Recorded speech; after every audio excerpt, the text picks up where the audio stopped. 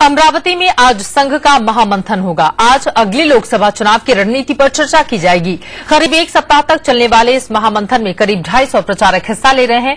संघ प्रमुख भागवत के साथ ही प्रवीण तोगड़िया और अशोक सिंघल भी मंथन में हिस्सा लेंगे। साथ ही कहा यह जा रहा है कि बीजेपी अध्यक्ष राजनाथ सिंह भी इस बैठक में हिस्सा लेने के लिए पहुंचेंगे। सीधे रुख करेंगे विजय चौक का, जहां से हमारे राजनीतिक संपादक मनीष अवस्थी इस वक्त जुड़ चुके हैं। मनीष, क्या ये माना जाए कि 2014 के इलेक्शन को ध्यान में रखते हुए जितनी भी भूमिका तैयार की जाएगी वो सब 2014 के लिए ही होगी?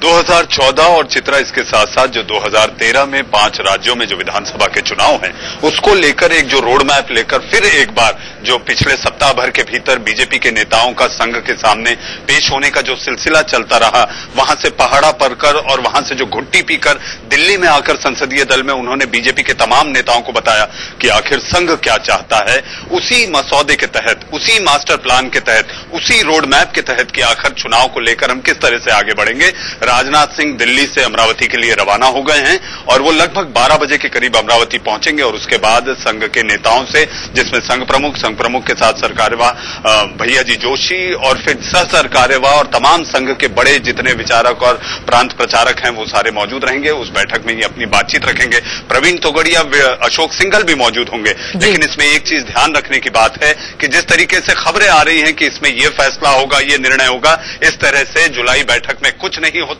आपसी गिले शिकवे दूर होते हैं, आपसी मतभेद दूर होते हैं और मुक्त रूप से आप अपनी बात सामने रख सकते हैं कि आखिर बीजेपी संघ से क्या चाहता है, संघ परिवार के दूसरे संगठनों से क्या चाहते हैं, इस तरह का वार्तालाप होता है। लेकिन जहां तक बात हो रही है कि मोदी को लेकर कोई सहमति बन जाएगी या उस पर मुहर लग जाएगी, इस तरह की कोई भी बात जुलाई बैठक में नहीं होने वाली। और एक अहम बात, चुनावों के पहले ये संघ की आखिरी सबसे महत्वपूर्ण बैठक है।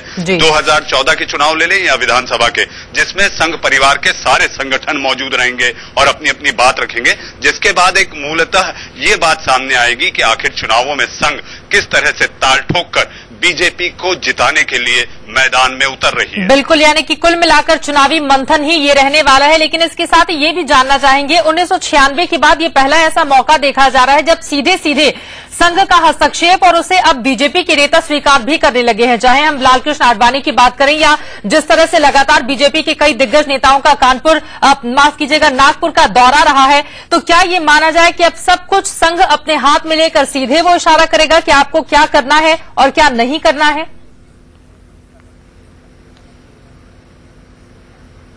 देखिए, इसके पहले भी संघ जिस तरीके से बीजेपी को दिशा निर्देश देता रहा है उसी के आसपास बीजेपी चलती रही है।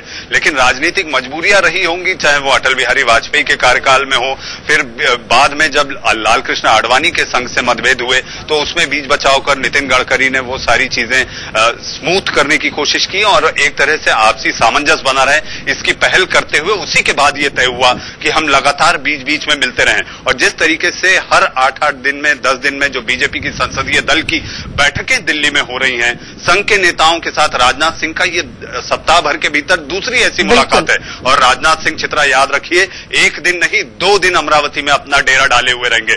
तो संकेत साफ है कि पहली बार बीजेपी ने यह माना है कि हां, हमारी राजनीतिक रणनीति में संघ की बड़ी भूमिका होती है और उसी के दिशा निर्देशों पर हम चलने की कोशिश करते हैं। बिल्कुल, स्थिति यही दिख रही है कि फ्रंट में संघ है और उसके पीछे बीजेपी के नेता हमें नजर आ रहे हैं। फिलहाल के लिए बहुत शुक्रिया। आगे भी जानकारी मनीष आपसे हम लेते रहेंगे।